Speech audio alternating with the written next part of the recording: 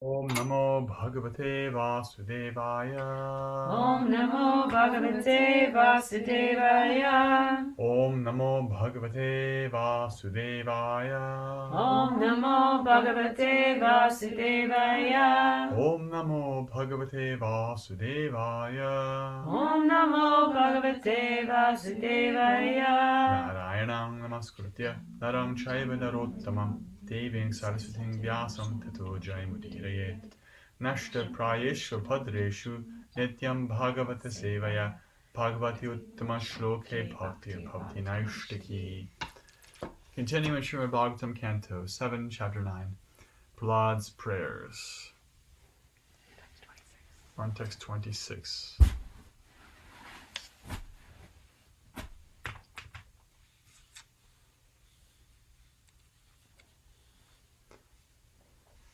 Kvahang Rajah Papava Ishatamo Tikesmen Jatasure Tarakule Kvatvanukampa Na Brahmano Natu Pavasya Navairamaya Yanmed Pitashirasi Padmakara Prasadaha.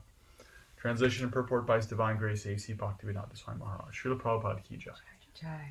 Translation. O my Lord, O Supreme, because I was born in a family full of the hellish material qualities of passion and ignorance, what is my position?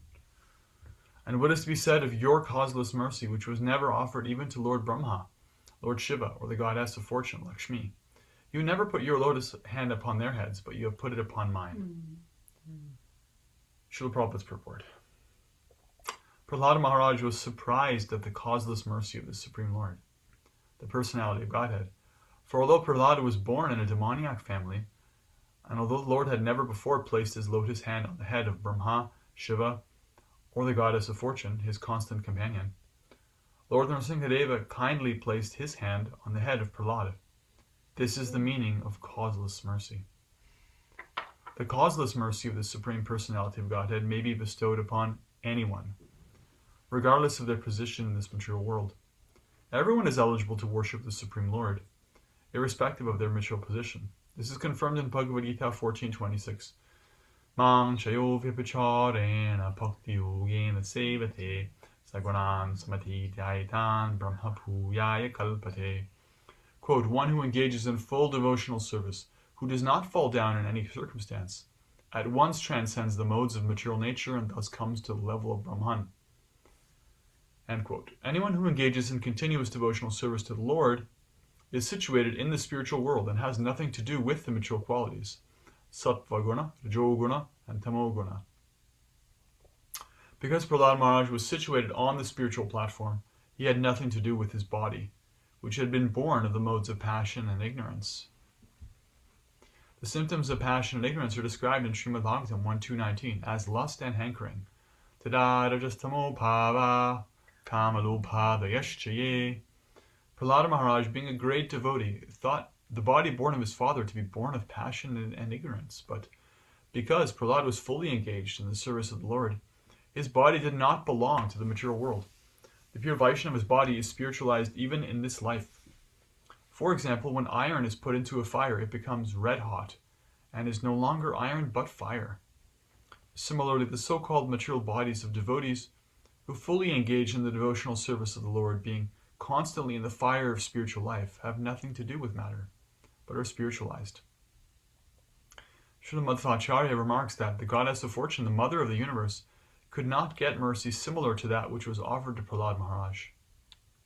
For although the goddess of fortune is always a constant companion of the Supreme Lord, the Lord is more inclined to his devotees.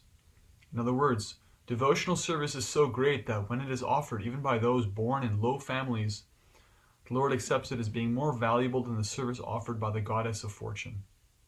Lord Brahma, King Indra, and the other demigods living in the upper planetary systems are situated in a different spirit of consciousness, and therefore they are sometimes troubled by demons.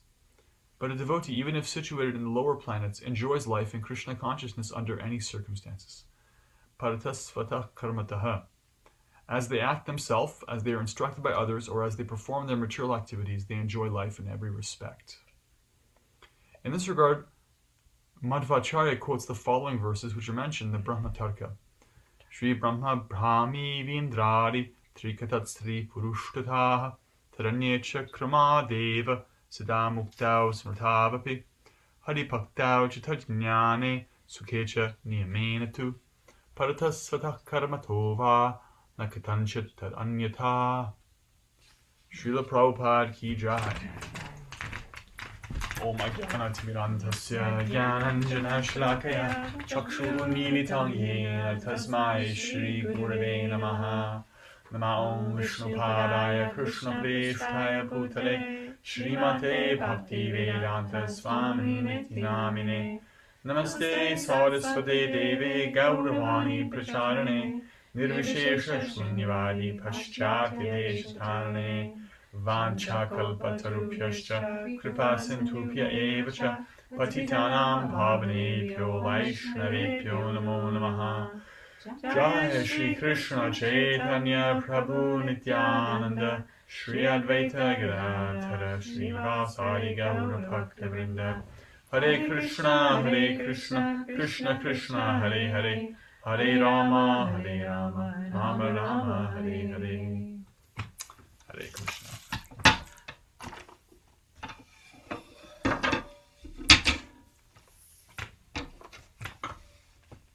So Srila Prabhupada is remarking that Sri Prahlad was surprised at the causeless mercy of the Supreme Lord. In previous verses, Prahlad Maharaj has rejected the materialistic way of life. He's rejected material benedictions. He's rejected the culture that he attained from his father. Culture is such a subtle thing. Such a subtle thing. You only recognize what it is in the presence of a different culture. When Srila Prabhupada came to the West, he stepped into whatever was the best idea at the time. Sexual revolution, drug culture, musical ideas, this, that, the other, the Bowery, New York. Then he walked into, San Francisco and Montreal as your first three temples, and this place and that place, and this continent and that continent, and everyone has their own culture, right? From their parents, from their teachers, from generations, from language. And practically people don't realize what culture is and where it comes from. It's the cumulative effect of so many things. And it's practically synonymous with the modes of nature. So everyone has their combination of the modes of nature, and we by default don't really recognize what it is. We think that's normal, that's just natural. Whatever our particular circumstances, that's the normal. And then when you come in touch with the devotee, you recognize there's something completely different. Not just like different, like, oh, that was cool, I went to that country and they have a different way of doing the same things I do. No, this is just completely different. And it's very deep. And so Prahlad was not a function anymore of his context. He was not a function of his culture, of his family. And yet he was very conscious of that gulf between where he came from and where he was. And this is quite typical of advanced devotees, is that they remain very aware of where they're coming from and what the nature of the material world is. And they have an attitude of deep humility around their own engagement in the modes of nature, whether current or previous. In the case of Prahlad Maharaj, there's no more engagement in the modes of nature. He's not a practicing devotee. He's not like 2 steps forward, 1 step back. He's just incredible progress, eternally. I mean, he's facing Krishna face to face. He's so deep in his bhakti that Lord Rama's like, yeah. Out of everyone here, you please address the Lord. So he's not like us. And yet, even for practicing devotees, this is a recognizable aspect of our, or what happens to our consciousness is that we become increasingly detached, not identifying with our modes of nature, even though we still have some aspect of material activities, material consciousness, material desires. But we're also very aware that those things are useless. And we see that there's a big gulf between that and actually what I'm experiencing in this relationship with Krishna and what's happening, what he's giving. And so that's what Prabhupada is talking about. This verse is actually a comparison verse. When you see kwa means whereas this, whereas that, It's like, look at this. On the one hand, kwa means basically, on the one hand, you've got this, You've got this rajas and tamas, and Prahlad knows, he knows, just like we can know if we actually engage in sadhana seriously. Krishna can show us by detaching ourselves from our current context, this is what it's like to be in that context, right? We can't know that. Otherwise, we're in our own world. Like I said, that's default. If you have a spiritual practice, you get pulled back out of that. You look at it from a distance, you're like, whoa, okay. And the more practice you have, the more transcendent you are to your circumstance, the more you recognize the ins and outs of that circumstance. And so you have that ability to say, okay, this is what my life is like in the modes of nature. This is what I do if I don't practice Krishna consciousness. These are the impetuses that are pushing me. This is the anger. This is the hypocrisy. These are my habits. These are my attractions and aversions. These are my shortcomings. This is my ceiling. This is what I do, right? It's my little box. And on the other hand, kwa. On the other hand, this is what's happening in my relationship with Krishna. Mahatma Prabhu was talking about like reciprocating with Krishna's incredible mercy and his deep love for us, which is also something we're experiencing. We're not just chanting Hare Krishna to recognize the one thing. Yeah, on the one hand, my material life is really like this existentially like bound little box, We're fundamentally realizing the other thing. This is more of a secondary realization. The primary realization is like, wow, I wasn't that to begin with. I'm actually this. And I'm this with this eternally beautiful, wonderful, merciful personality whom I'm related to in a very intimate way,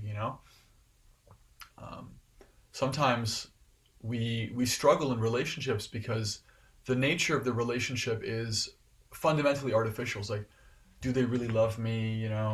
Am I wanted? Have I pleased them? Is mother or father happy with me? Is my lover satisfied? This, that, the other. Because the basis of the relationship is some material thing. So there's always some negotiation, like, am I actually satisfied now? Krishna is so intimately related with us. There's never any question of whether he loves us. There's never any question of whether there's depth, there's intimacy. Like we're never misunderstood by Krishna. Krishna knows us so completely, and he's never like, oh, you, that person I'm looking at, ew, yuck. No, he accepts us. Mahatma Prabhu was talking about. There's never any question, right, with Krishna. So there's a stark contrast, and the more our bhakti thickens, the more the gulf widens. Right? The modes of nature are what they are, and our relationship with Krishna is what it is, and we're gradually coming closer and closer to this, the real thing, the real attraction to Krishna, the real relationship with Krishna. And so it becomes more stark, like, wow, that's my material context. And so that's kind of the mechanism, really, by which a devotee, as they advance, necessarily becomes so humble. Why? Because they know, that's where I came from. That's what I earned. Those are my dues. That's what I've desired for so many lifetimes. That's what I've been attracted to. Those are the tastes that I have, right? And here's Krishna. And here is Bhakti. And here is the experiences of the spiritual world. Here's Vrindavan. Here's Mayapur. Here's Puri. Here are the deities. Here's Kirtan. Here's Prasad. Here is the devotional exchanges with devotees. Here's that level, right? And so they always have this very underlying humility of like, well, I'm an insignificant person. Like I didn't come up with all this greatness. So someone gives them credit, they're like, well, thank you very much, but it wasn't my idea. It was all the devotees who've helped me along the way. I'm just as much a recipient of their mercy as you are. It's not my greatness, it's their greatness. Because they retain, although they don't identify with it anymore, they retain their memory of, well, that's what I came from. And those are my choices, right? So Prahlad is sitting with that. He's sitting with, because of his great advancement, he's sitting with, on the one hand, having talked at length and having this deep realization about the fallen nature of my father and the choices he made and that whole lifestyle. On the one hand, I came from that. Even though I don't want it and I don't choose it, I came from that. And look at how Krishna, look at how you in front of me, Nrsingadev, you're reciprocating with me in such a unique way. And this is a remarkable thing, is seeing the depth of Krishna's love for us, the depth of his reciprocation, but also the uniqueness of it. The uniqueness of it, because this is a unique potential of relationship. Is that it creates it's the basis for unique reciprocation, right? Variety. This is what's not available in Mayavad and in personalism. This is not what's available in just mere freedom from suffering or mere freedom from the modes of nature. Because what is there to be found in freedom from the modes of nature? There's just oneness at the level of existence. But what's available in bhakti is a very unique flavor of Krishna reciprocating with us, right? There is a Christian saying like, "Let thy will be done, not mine," right? It's like, what does Krishna want for us? What does Krishna see in us? What is his vision for what we can do and who we can be and how we can actually like serve him? That has a beautiful answer. That has a unique answer for everybody. A completely unique answer. And every one of the answers to that question is remarkable and miraculous and results in the surprise that Prahlad has here. It's like, wow. You know, Prabhupada talks about this in his own life, because Prabhupada is a very exalted devotee. He manifested, you know, for the purposes of helping us identify with him more closely, he manifested like a so-called material life. He was like, he had ideas like, well, you know, raise family, like, let's make some money, we'll do that. And he also came from that. Although, even in that, it was like much higher modes of nature than you find in our baseline culture.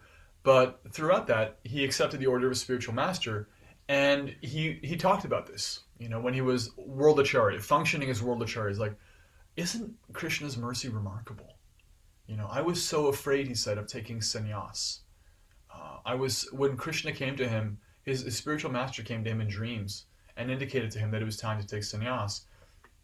He was, in his own words, horrified. He was horrified because he was a dutiful family person, was a husband, family man, and considered himself unfit for sannyas. Sannyas is extremely serious. There's no backing down from it. There's no like, well, this didn't work out, you know, go back to being a grihasta. It's like, that's a great shame if that happens. So he had humility. He considered himself unfit. He thought like, I have to leave my wife and children now. In so many ways, he thought, what's going to happen? He's not going to. Then he was sitting alone, and then there were so many ways in which the movement wasn't spreading. And here he is, you know, preaching then in the present to like so many devotees from different continents, and he's saying, look at Krishna's mercy, that I yes, I took care of my children, but then I left them, and now you've all come as my children. You've all come from Krishna's mercy that I can serve you. You're like, so many different children have come to me. And whatever I've given up trying to serve Krishna, I've gained like billions and millions of times more. So he was also feeling what Prahlad is feeling here. And that I could never see this coming. You know, whatever ideas I had for serving Krishna, Krishna's ideas for this relationship were so much greater. And that's what we have to look forward to, right? Krishna, the Lord is more inclined to his devotees. He has this very overwhelming kind of mercy. One of his names, I have a god sibling in Japan, goes by this name, is Vansha Atita, right? Vansha, we know from Vansha Kalpa Tirupyascha, right? That part of the verse means that the devotees are desire trees. Vansha Kalpa Taru. Taru means a tree. Vansha means desire. Vansha Atita means the one who transcends your desires. Just like we see the word Atita actually in this verse, because Prabhupada quotes 1426, Sagunan Samatityaitan. Anybody who serves Krishna constantly, Sagunan, they transcend the modes, Samatityaitan. Atita, they go above. They get above the modes. Vansha Atita, he goes above your desires. He like goes higher than that. It's like, wow. I wanted this and I got that. Dhruva Maharaj says this too. He doesn't say it in the Bhagavatam. It's said in another Purana, but there's a poetic presentation about how he felt when he was worshipping Krishna and Krishna came to him. Now, Dhruva was worshipping Krishna just like Prahlad. He was very young. He was like 5 years old. but he was motivated by some material interest. His material interest was stoked by the fire of anger and pride. Dhruva was the son of a king, and so he's a prince. And he had that bloodline, which means he's very, this is not just somebody who was born into some family that is generations removed from quality. He had those qualities of like deep pride in self and deep respect. That's the kind of thing that's helpful for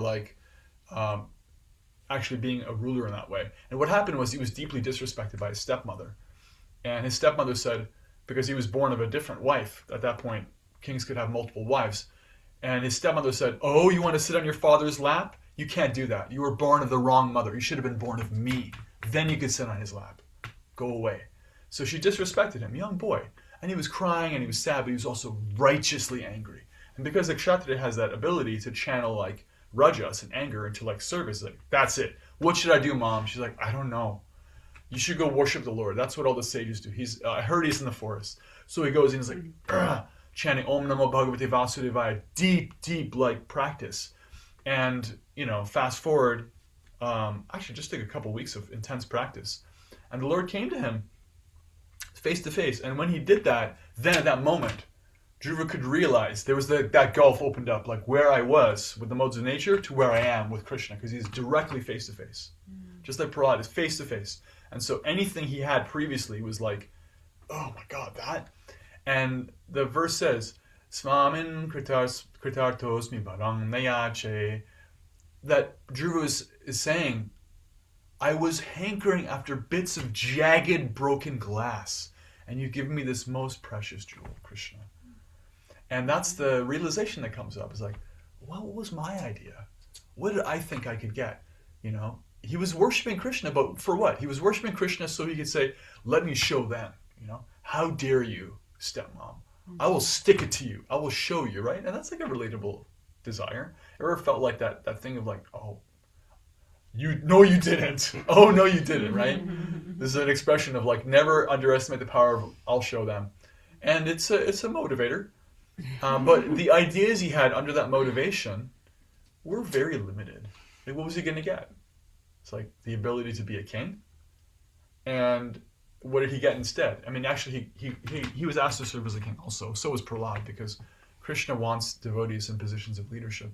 But that was practically incidental. What he got was this incredible relationship with the all-attractive source of everything, which it's ineffable. You can't actually possibly understand that in the modes of nature, how much of a blessing that is. And when he saw that, and he was faced with it, and he was given that, the first thing that happened was he couldn't actually speak. This happens to Prahlad too. He couldn't actually speak. He was so overwhelmed with love, because we're so small and Krishna is so great. Even the ability to verbalize how great the experience is requires empowerment. Prahlad has nursing his hand on his head. That's benediction. Dhruva Maharaj, the conch shell of the four-handed Vishnu, is placed on his head. And then he becomes calm. And then he's able to speak and find the words. So then he starts to realize and speak and express, I was trying to play with broken glass and you give me diamonds. I don't even know what's good for me. So this is the beautiful realization of a devotee like Prahlad, is that they never forget where they came from, although they're no longer identifying with it. Although in their case, not in my case, quite yet, but in their case, there's no actual engagement there anymore. They're completely done with that.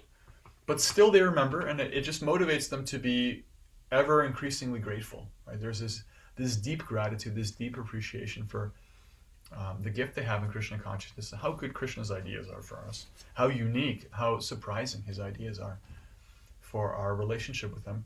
And really, it's true for all of us. He's just waiting for us to step into that. Step by step, he's revealing service opportunities.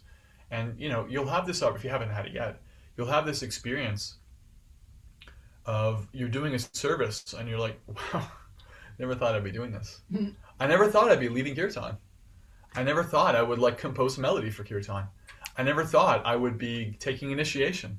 I never thought I would be uttering Sanskrit mantras. I never thought I would memorize a whole chapter of Bhagavad Gita. I never thought I would be in Mayapur Dham. I would have the dust of Vrindavan on my head. I never thought I would be asked to carry a deity of Jagannath. I remember after Rath Yatra one time, we were like, this is in Denver. We had two Rath Yatras in Denver because one was always the St. Patrick's Day parade. The St. Patrick's Day parade attracted a lot of revelers with their own ideas of how to have a good time. And it also attracted the devotees of Radha Govinda and Jagannath Baladev Subhadra, headed by Mother Nidra. And we would dance and chant and sing. And then we'd have another Rath Yatra around the temple like a couple months later. So St. Patrick's Day is what, March? Right? So it's kind of cool. But, you know, we would dance up a storm. We'd all be sweating. And I remember one year at the end, somebody asked me to lift, was it Balaram? I think it was Balaram, back into his car to go back to the temple. I'm like, but Prabhu, I'm covered in sweat. I wasn't even second initiated. Like, I couldn't worship the deity. And they're like, you know what? This is Rath Yatra, Shami Pras. Don't worry about it. If it's not you, it's someone else. Just take the mercy. And here I am, hugging Balaram. And I'm like, because that's my job, is to hug him with my sweaty arms and take him to the car. And I'm like, Hare Krishna, Hare Krishna. I'm thinking, like, I never thought this would happen. But honestly, it was anybody. And just like, you know, anytime you go to Rath Yatra, you'll find like homeless people sitting in a gutter drinking whatever they can drink, and just you look up and they're like looking at Jagannath, smiling at them. Hey, buddy, I see you. And it's like, if you could realize how fortunate you are, it's like, what? So you'll all have this experience. If you haven't already, many of you have. It's like you're doing some service and you're like, wow, this is so cool. I never thought this would happen. I thought it was for other people. I didn't even know it was possible. I didn't even know this kind of service existed. And it's all a little gift from Krishna. It's part of his little curriculum, part of his little package that he's specially crafted for us. His little back home to a Godhead package, little specific individual service package. And it's a beautiful, remarkable, and constantly surprising thing. So let that be encouragement to give up the boring, hackneyed, dry, stale bubblegum under a sixth grader's desk, like incredibly like been there, done that material world life package, and just embrace the vibrancy, the surprising joy and freshness of bhakti and Krishna's ideas for us. Om Tat Sat. Hare Krishna. Shri Prahlad Maharaj Ki Jai. Now let's take some reflections on anything we heard. Yes. First of all, you were on fire today. Prahlad. It's all Prahlad's doing. So much. So beautiful. I'm just like, I love when the japa meditation prompt is like dead on, right? So the prompt today was about Krishna loves you no matter what. Like, we just have to sit there and meditate on like how much he loves us to be able to even reciprocate a teeny piece of that. And so I feel that same type of humility and conversation coming from Prahlad here, thinking like, my God, like how does he love me so much when I've been so fallen, or my lineage has been so fallen? And so I just think it was really cool to have those two kind of up against each other this morning. Yeah. It almost always happens that there's a connection, and today was like total bullseye. Yeah. Thank you. I really appreciate, thank you for class, Shamya. And I really appreciate how one of the first things you said was that Prahlad was surprised at the causeless mercy. That's Prabhupada. His first things he said in the purport. Right. Prahlad Maharaj was surprised. Okay. So he was surprised at the love that Nrsingadev offered him. Like, I mean, that he was touched on the head by Nrsingadev. And then you were speaking about how at the end of class of how like we can end up in a service or in a situation and be like, I never thought I would be here.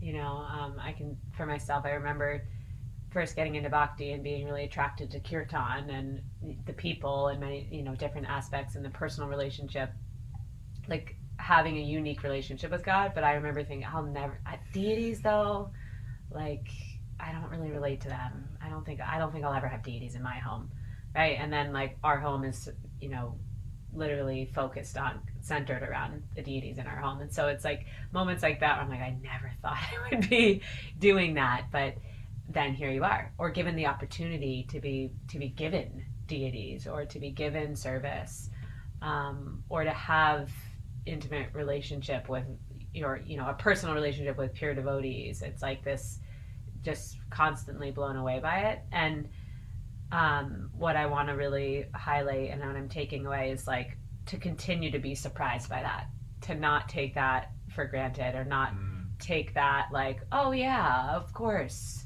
of course I'm receiving this, but rather like, wow, how fortunate, and be like continuously in awe. And then in deep, you also spoke about how a pure devotee or advanced devotee just naturally, it's not contrived, just naturally feels deep humility and deep gratitude.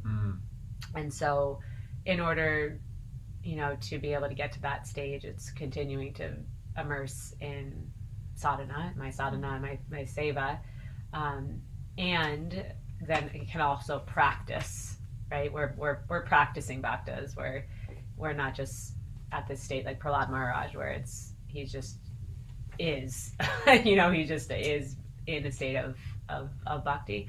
But I can practice humility and I can practice gratitude until I get to that stage. So thank you for those beautiful reminders. Yeah, letting go of entitlement consciousness, which is kind of like emblematic of material consciousness in general. It's like that feeling of entitlement. It's like, ugh. It's so gross too. When you have it, it's so nasty. Because then actually whatever you have isn't enough.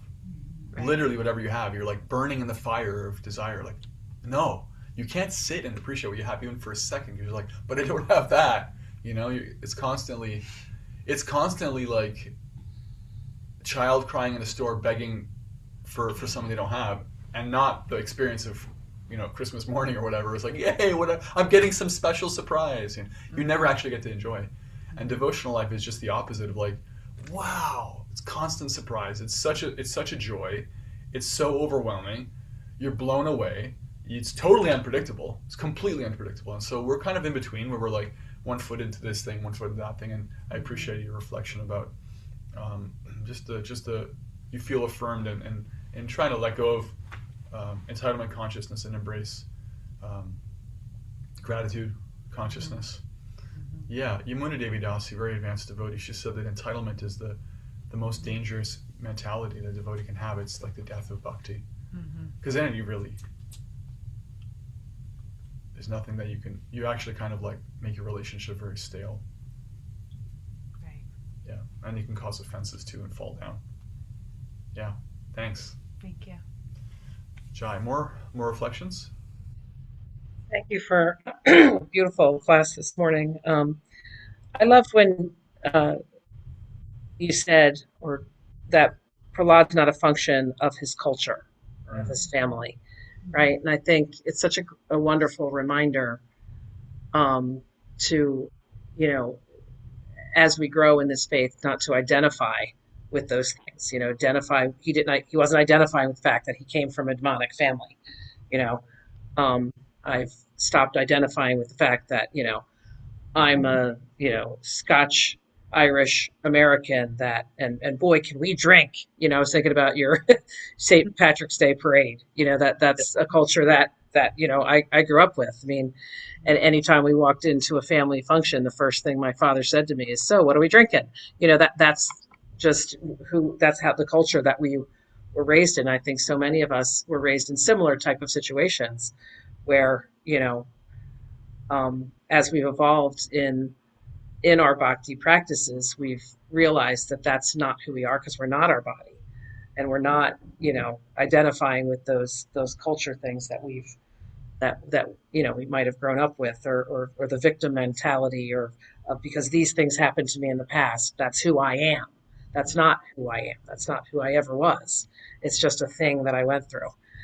And so Prahlad is just such a beautiful reminder of all of those things. And not only that, but like when you read through the whole chapter 7, and read through all the like things that he went through, and his steadfast defiance of what his demoniac family and teachers and everything were trying to do for him, and he just kept staying so steady on his conviction that Krishna was the way.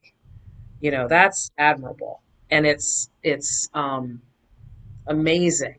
And even like even in my life today, yeah, I'm working toward, being a good, bhakta, and really trying to embrace all of this, unconditional love. Yet there's, irritants on the daily that remind me I'm not Krishna. I don't have unconditional love. I still get annoyed with people that make me mad, or do things that I don't agree with. And although I try to be better and try to be accepting, I'm not, I'm not unconditional. And it's a nice reminder of what to strive for. But there's also humility in the fact that I'm this little itty bitty baby bhakta and have so much growth to go. Yeah, the ability to really have compassion and patience with others. Prabhupada says that one's greatness can be measured by one's ability to tolerate provoking situations. It's not, you can't fake it, right? I mean, you can in the short term, but long term, you really can't. That it's actually a function of real spiritual advancement to the extent that we've received being deeply loved by Krishna and trying to love him.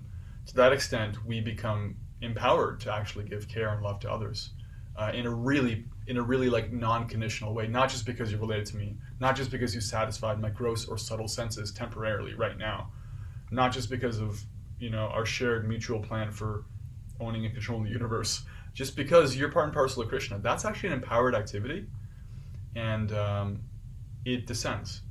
Like humility descends. The ability to truly love very deeply and without condition also descends, and it's a gift. As much as we learn to love Krishna, not separate from that is we also develop the ability to really care for his parts and parcels in a powerful and touching way, because we can think about how devotees have affected our lives. It's because they're receiving something so deep. They actually become so saintly, even in a little way. What to speak of like very advanced devotees who show incredible empowerment. They can move like the lives of thousands of people, but just that ability to really touch somebody on that level, that's also coming from Krishna, and that's also something we can ask for in our japa, as much as we're asking for like, let me love you like you love me.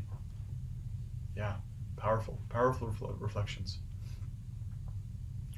Letting go of our cultural attachments.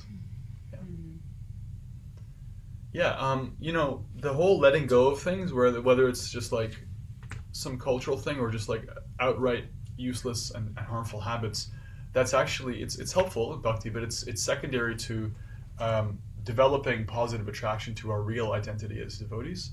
And when that happens, then that's the force that can help us to let go and kind of like relax our because otherwise we have to have some standing. If we don't actually have standing yet as devotees, to that extent, we have to hold on to our material identities because we don't exist in a void. We're so small. We have to have some context. So we want to hold on more and more, positively attract ourselves to Krishna and the identity of being a devotee more and more. That's what helps us be like, yeah, I'm not those other things. They're like, I'm done with that. Yeah, thank you. Let's have more reflections. Anything else that you heard? Anything that stood out? Any thoughts? Thank you so much for class and for everybody's presence here and to all the devotees. Hi. I was just thinking that there are times that I've felt this mountain in front of me that I have to sort of overcome in order to sort of get to a place of this kind of devotion. And this verse and your share and everybody else's share sort of helps me to realize, Krishna's mercy can just come.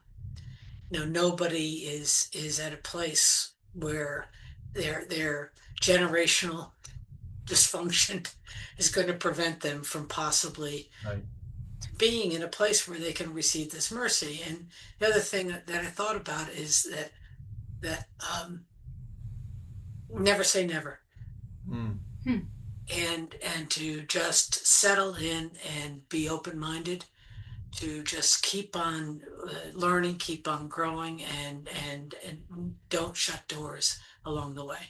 So thank you so much. Thank you. Yeah, that's really powerful. Never say never. Yeah. There's a verse from Shakespeare, or I don't know what play it's from, where he says, the quality of mercy is not strained, it falleth like the gentle rain from heaven. You know, that Krishna can just do magic, it can just come. Like you don't actually, you can't earn it, you can't like coax it. It comes when it comes. And that other point you said, that it's really important not to think of ourselves as like, well, I'm so fallen, Krishna can't reach, he can't help me. As my Guru Maharaj likes to put it, it's illegal to consider oneself permanently unqualified. You may not be qualified right now, but don't think that you're permanently unqualified. That whole thing of like, but I'd like to one day sit and chant 16 rounds. I'd like to do that. I can't do it right now, but I'd like to. It's an empowered activity. It is, and so if you try to do it from zero, you've done nothing. You try to sit down and do it, it'll feel like that's literally impossible, because you haven't been empowered yet. And yet, if you leave that door open, then Krishna will sneak in, and he'll do his thing, and you'll look around one day, you'll be like, I don't know what happened, Krishna, but I'm doing things that I'm flying in ways I could never have done on my own power, and that's just his doing. So leave the door open, don't lock it, don't lock yourself out of that flow of mercy. That's what I'm taking from your comment. Hare Krishna. Anything else? Leanne, Samantha, Caitlin. Samantha's here. I know. Yeah. Thank you. I don't really have any comments, but sorry for being late, and thank you. What's so funny? Your wonderful energy. I think they're just they're basking. taken by it. They're basking in it. All right, Krishna, I love you guys. Bye bye. We love you. Yeah, everyone has a unique energy. Fire. I'll share. I think, to the fact, like speaking just that interaction of the association, and for Prahlad to be like, oh, how am I to receive this mercy when Shiva, when Brahman haven't been touched by Nrsingadev, like how, like that sort of like surprise in that way, I think is something that like, to me it's like Prahlad's like, oh, to have the association of such high practiced spiritual beings, who I am, no greater than, and yet why am I, being able to receive this, and part of that too is like that thought of like being able to accept it. Like there's so much time that I find myself like in that same nature of Prahlad, of being like surprised, and it's harder for me to accept either what's happening in my practice or what's showing up in my life, and trying to like change it, or like not receiving something and then not being willing to accept it, whether it's good, bad, neutral, and that's been something that I think has been showing up lately in my life, of like, oh, I can receive what's coming to me, and it's happening for me in a way that I need it to, even if I can't see it. So it's one of those things of like, I don't have to compare, oh, well, if someone else received this thing, or, why me? Why not them? And, kind of like to leave that comparison at the door of I am worthy of the mercy regardless if someone else has received it. And I think that's something, or not, or if someone has received it or not that I'm not worthy of it. Yeah, it's just one of those things that I think my eyes are constantly being opened to that mercy, and being able to receive it and accept it, I feel like is where I'm hearing the lesson from Prahlad of like, there is this surprise and this overwhelm with me able to accept that mercy. And it gets easier the more you accept it, I think, too. Like, the more I pay attention to it, the easier I find myself being willing to have that gratitude and that humility and that acceptance, and they all just build on each other. So I feel like for me, being able to have that internal experience and then being able to then bring it forth to others, is something that I'm really finding of like, oh, I'm so grateful for this opportunity to receive, and accept that and then bring it forward to allow others to also see that I can accept it, so perhaps they also can accept it. Yeah, definitely. Thank you for that. Mm. Yeah, there's so many things that can get in the way of that. Self-doubt, shyness, fear, pride. It's like pride is like, but I didn't earn it. I want to do it on my own terms or whatever. Like there's so many different anarthas that get in the way of it, and they're all just like, Krishna is offering just the most amazing thing. But I really appreciate what you said there too, of getting to the point of practicing, receiving that and then modeling that for others, and they can give themselves then permission that it can. This is the thing. This is an option. I can always receive Krishna's mercy, like this person is doing. Because they don't know. No one knows until they see someone who's receiving Krishna's mercy that it's even possible that you can actually opt out of the whole rigmarole of trying to figure out your own problems and solve them yourself. Like, no. You can have some agency in relationship with an all-powerful and glorious person who has tremendously beautiful ideas for you. I was going to say, interestingly, like I've been meditating a lot on hardship and suffering and things like that too. And I think the more we can accept Krishna's mercy when we feel overwhelmingly happy and overwhelmingly like grateful, when we're given things that are hard, we can apply that same thankfulness because it's Krishna in disguise, right? Yeah. And it's like how Krishna disguises himself throughout the Srimad Bhagavatam and throughout, especially the Krishna book, that like, we know it's Krishna when it's really good, right? But we don't always know Krishna when it's not so good. And so the more we can accept his mercy when we're feeling that like hand on our head, the more we can also accept that his mercy sometimes comes in the form of something a little different and less satisfying. Yeah, totally. You're practicing the acceptance muscles, practicing that some relationship kind of dynamic of like, okay, it's about you're in this. It's not what's happening to me; it's happening for me. You're with me in this, and the more we practice that, the better we get at it. Some people actually need to learn the other way, where they're like more comfortable with suffering, and then for them they need to like learn how to be happy, and that it's okay, and Krishna wants them to be happy. Yes. And yes. yeah, that happened to Sudama Brahmana in the 10th canto, where he was attached to poverty. Yeah. And he also has a very beautiful verse where he uses the words kva. He says, Kvaham dridra papi and kva Krishna shinaketanaha brahma bandhu iti smaham bahopyam paridampataha. After he has that whole interaction with Krishna and he's walking home, he says to himself, on the one hand, who am I? So sinful. Brahma bandhu, I'm like a fake Brahmin, right? Maybe my dad was a Brahmin, I'm not a real Brahmin. On the other hand, who's Krishna? Srinaketanaha. He is the resting place of the goddess of fortune. And yet, Bahobhyam Paridambitaha, he's embraced me with his arms. Because Krishna gave him a hug, right? And so he was feeling that. And actually, in that context, that particular devotee, he was a little attached to severe poverty, simplicity. His own wife encouraged him, like, yeah, but, go ask Krishna. You love him. He loves you, He didn't even ask him for anything. But when he got back home, he saw that his whole hovel and his material poverty had been transformed, because Vishwanath explains that he was so attached to simplicity that Krishna's like, well, that's your last attachment here. You live like a demigod now, you and your wife. Like, just live like in luxury for as long as you live. You'll never forget me. So his own attachment, his own ideas were still limiting him. And Krishna's like, yeah, but my idea is so much better. So, anyway, there's that kva again, comparison. Nice. Jai. And Leanne says, thank you for class. Thank you for being here. We love having you. Hare Krishna.